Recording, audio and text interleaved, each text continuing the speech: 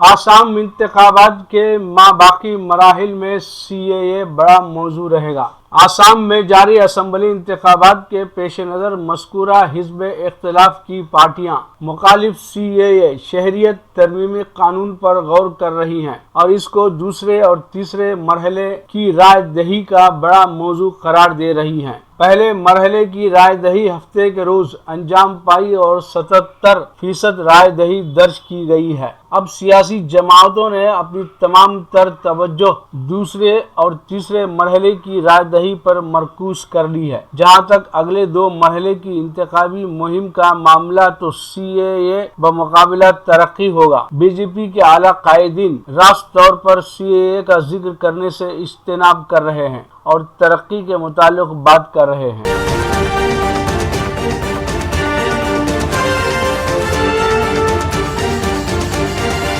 होली के मौके पर अक्षय कुमार की अपील पर तनाज़ा, सोशल मीडिया पर बाइकाट का सामना। कोरोना वायरस के दौर में होली का त्यौहार मुल्क भर में जोश व खरोश के साथ मनाया जा रहा है। वबा के मौके पर हुकूमत की तरफ से लोगों से अपील की गई थी कि वो तमाम एहतियाती तदाबीर की पैरवी करते हुए त्यौहार मनाएं। इस मौके पर अक्षय कुमार ने भी लोगों से एक अपील की थी, ताहम इस पर उन्हें सोशल मीडिया पर ट्रोल किया जा रहा है। यहाँ तक कि उनके खिलाफ बाइकाट अक्षय कुमार का हैशटैग तक इस्तेमाल किया जा रहा है। दरअसल अक्षय कुमार ने हिंदुओं के बड़े त्योहारों में से एक होली के ताल्लुक से ट्वीट करके लोगों से अपील की थी कि वो इस मर्तबा होली अपने घरों पर ही खेलें। इसके बाद उन्होंने अपनी बेटी के साथ होली मनाते हुए तस्वीर ट्विटर पर शेयर कर दी। बस फिर क्या था, सोशल मीडिया पर उनके खिलाफ 400 से हमले किए जाने लगे हैं। अक्षय कुमार ने ट्विटर पर लिखा, मुझ पर एक एहसान करें, चलिए इस मर्तबा होली नहीं खेलते। अपनी हिफाजत और अपने प्यारों की हिफाजत के लिए इस त्यौहार को घर पर ही मनाएं। हाथ जोड़कर आप सबको होली मुबारक। ख्याल रहे कि महाराष्ट्र में कोरोना वायरस का बड़े पैमाने पर असर होने के सबब मुंबई के बेशतर इलाकों में अवामी तकारीब मनसूख कर दी गई हैं। तमाम मारूफ हस्तियां अपने अंदाज में त्यौहार मना रही हैं।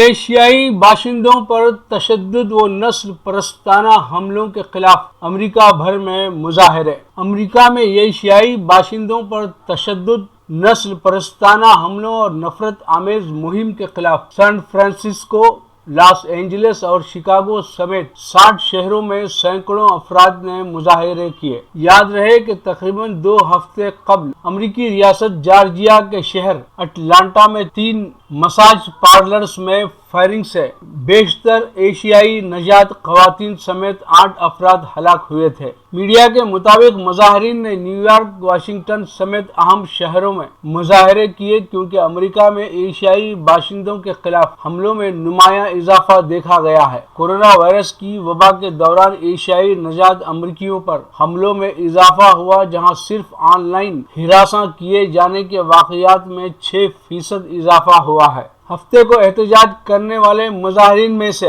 एक ने कहा कि हम अमरीकी हैं, हम माँ हैं, हम दोस्त हैं, हम यहाँ रहते हैं, हम अपनी कौम से मोहब्बत करते हैं। ये हम सब पर असरअंदाज होता है और हम किसी के भी खिलाफ तशद्दुद नहीं चाहते। एहतजाज में शरीक एक और खातून ने कहा कि हमें वबा को झेलते हुए 1 साल हो चुका है और इस दौरान एशियाई बाशिंदों के खिलाफ तशद्दुद में इजाफा हुआ है।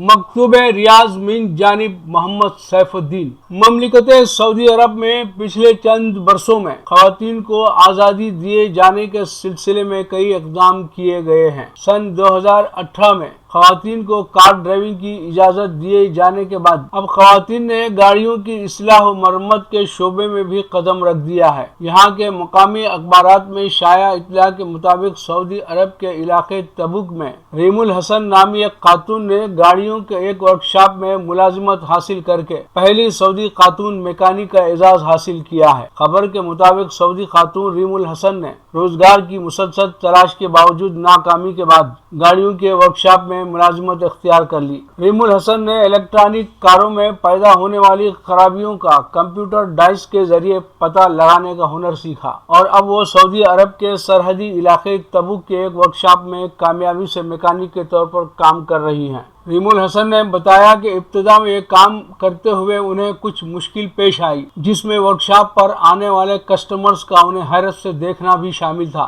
ریم الحسن روزانہ 10 گھنٹے اس ورکشاپ میں کام کرتی ہیں۔ ورکشاپ کے مالک خالد الیامی اس سعودی خاتون کی کارکردگی سے مطمئن ہیں اور انہوں نے کہا کہ ریم الحسن نے بہت جلد اپنے کام میں مہارت حاصل کی ہے۔ سعودی عرب میں سرکتی جائے ہے رخص نقاب آہستہ کے مصداق۔ سعودی خواتین کو آزادی حاصل ہونے کے بعد خواتین زندگی کے ہر شعبے میں نظر آ رہی ہیں اور اپنی صلاحیتوں کا لوہا منوا رہی ہیں۔ وسیلہ اردو ٹی وی کے ناظرین اور سامعین، لیجیے خاکوں پر مشتمل ہفتہ وار خصوصی پروگرام روبرو آئینہ پیش خدمت ہے۔ پروگرام روبرو آئینہ میں ڈاکٹر یوسف اعظمی پر کے.این. واصف کا خاکہ سماعت فرمائیں۔ ناظرین کرام، ممتاز دانشور، شاعر، ادیب، نقاد و محقق ڈاکٹر یوسف اعظمی صاحب کا جمعرات 25 جنوری کو حیدرآباد میں انتقال ہو گیا۔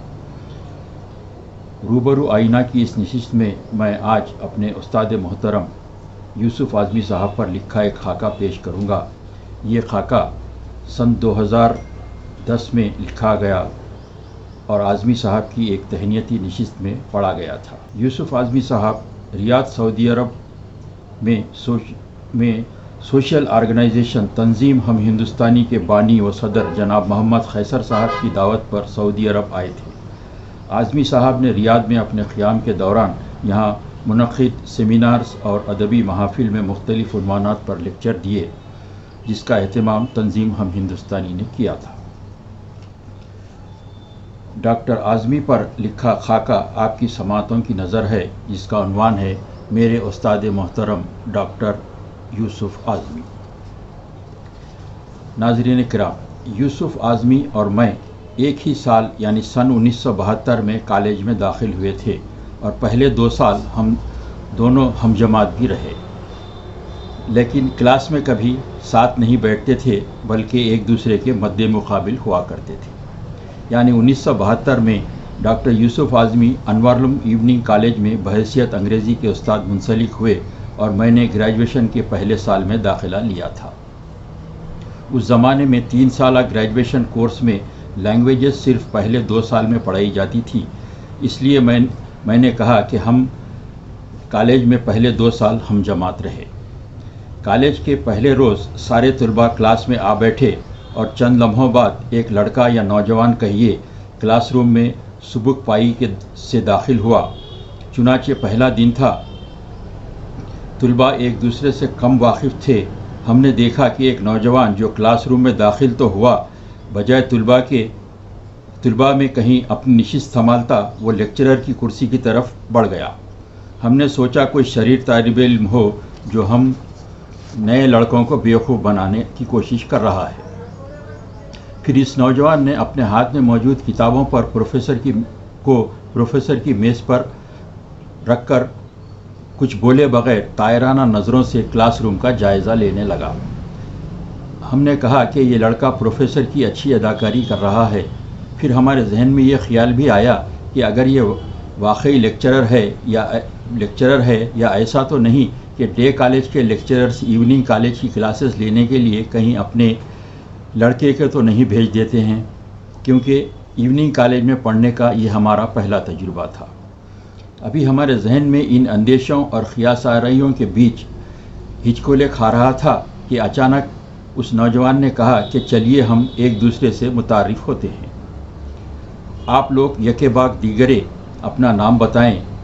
ہم نے کھڑے ہو کر کہا میاں آج پہلا دن ہے، ہم ایک دوسرے سے متعارف ضرور ہوں گے، لیکن آپ پہلے ہمارے ساتھ آ کر بیٹھ تو جائیں، ابھی کسی دم میں پروفیسر صاحب آتے ہی ہوں گے۔ جواباً اس نوجوان نے ہماری طرف گھورتے ہوئے غصے سے کہا، آپ بیٹھ جائیے اور کوئی پروفیسر آنے والا نہیں ہے، میرا نام ڈاکٹر یوسف اعظمی ہے، میں ہی آپ کا انگریزی کا پروفیسر ہوں۔ ہم اپنا سا منہ لے کر بیٹھ گئے۔ مگر اب بھی ہمارا ذہن ماننے کو تیار نہیں تھا کہ یہ لڑکا ہمارا پروفیسر ہو سکتا ہے، لیکن جب یوسف اعظمی نے لیکچر شروع کیا تو چند لمحوں بعد ہی ہم قائل ہو گئے کہ ہاں یقیناً یہ ہمارا انگریزی کا پروفیسر ہے۔ کالج سے نکلنے کے بعد پھر اعظمی صاحب سے کوئی زیادہ ربط ضبط باقی نہیں رہا، سوائے اس کے کہ ہم اکثر اخبارات میں ان کی تصویریں دیکھتے یا ان کے لیکچرز اور ادبی سرگرمیوں کے بارے میں شائع خبریں پڑھتے۔ کچھ عرصے بعد ہم نے فوٹو جرنلزم میں ڈپلومہ کیا اور صحافت سے منسلک ہو گئے۔ عام طور پر اس شعبے میں نووارد صحافی اپنے آپ کو ترم خاں سمجھتے ہیں۔ ہم میں بھی وہ جراثیم پیدا ہو گئے تھے۔ ایک مرتبہ کسی محفل میں یوسف اعظمی صاحب سے ملاقات ہوئی۔ دعا و سلام کے بعد انہوں نے پوچھا، میاں آپ آج کل کیا کر رہے ہو؟ ہم نے خدرے گردن اکڑا کر کہا، انگریزی روزنامہ دکن کرانیکل میں کام کرتا ہوں۔ ہمارے جواب سے وہ مروب تو بالکل نہیں ہوئے، بلکہ اس کے رد عمل میں بڑی شان بے نیازی سے پوچھا، تمہارے بیورو چیف رویندر ناتھ کیسے ہیں؟ اب الٹا ہم خود مروب ہو گئے۔ ہم نے جواب میں رویندر ناتھ کی خیریت کی اطلاع دے کر اپنی اکڑی ہوئی گردن کو جھکا کر سوال کیا، سر آپ رویندر ناتھ صاحب کو کیسے جانتے ہیں؟ اعظمی صاحب نے کہا، جرنلزم میں وہ میرا کلاس میٹ تھا۔ ایک طرف جہاں اعظمی صاحب نے ایک لمحے میں ہماری ہوا اتار دی، وہیں ہمیں یہ بھی بتا دیا کہ انگریزی میں ماسٹرز اور پی ایچ ڈی کے علاوہ ایک ادر ڈگری جرنلزم میں بھی رکھتے ہیں۔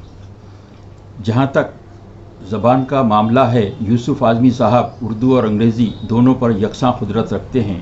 وہ تقریر ہو کہ تحریر، 20 عنوان پر آپ انگریزی اور اردو میں توسیعی لیکچرز دیتے رہتے ہیں۔ ان کے لیکچرز میں شرکت کرنے والوں کو لگتا ہے کہ علم و آگہی کا ایک سمندر ٹھاٹے مار رہا ہے، جس کا مشاہدہ اہل ریاض نے پچھلے چند دنوں میں کیا ہے۔ حضرات، آپ نے جڑواں پھل تو دیکھے ہوں گے، یعنی ایک ساتھ جڑے ہوئے دو کیلے جو جڑواں کیلے کہلاتے ہیں، اسے حیدرآبادی لوگ جڑواں کیلا نہیں بلکہ ہزاری موز کہتے ہیں۔ شاید اس سے مراد یہ ہو کہ اس طرح کے پھل ہزاروں میں ایک ہوتے ہیں۔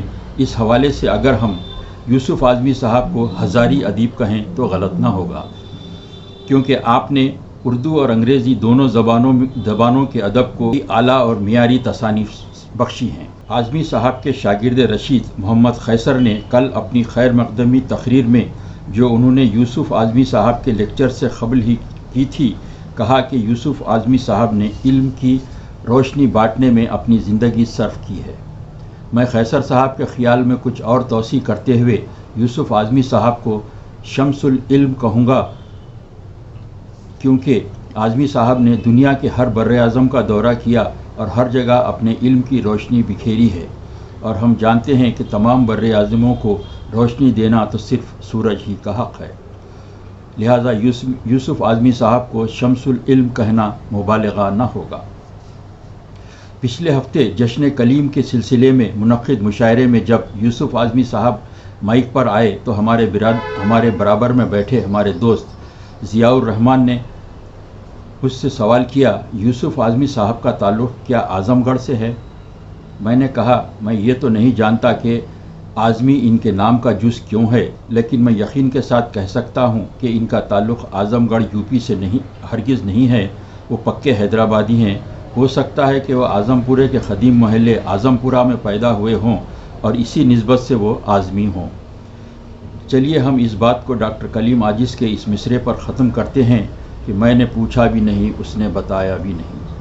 البتہ ہم نے ضیاء الرحمان سے مزید کہا کہ پچھلے 38 سال سے اعظمی صاحب کو جانتا ہوں۔ وہ انوار العلوم کالج میں صدر شعبہ انگریزی تھے اور مجھے ان کے شاگرد ہونے کا شرف بھی حاصل ہے۔ اس پر ضیاء الرحمان نے کہا، واصف بھائی ذرا سوچ کر بتائیے، وہ آپ کے ہم جماعت تھے یا استاد؟ کیونکہ اعظمی صاحب کو دیکھنے سے ایسا نہیں لگتا کہ وہ آپ کے استاد رہے ہوں گے۔ میں نے کہا، یہ بات بالکل سچ ہے۔ اب یہ اور بات ہے کہ اعظمی صاحب نے اپنی بڑھتی ہوئی عمر پر اسٹے آرڈر لے رکھا ہے۔ چشم بددور۔ یوسف اعظمی صاحب فی الحال شاس کالج آف انجینئرنگ و ٹیکنالوجی حیدرآباد میں بحیثیت پروفیسر و صدر شعبہ انگریزی خدمات انجام دے رہے ہیں۔ خاکوں پر مشتمل ہفتہ وار خصوصی پروگرام روبرو آئینہ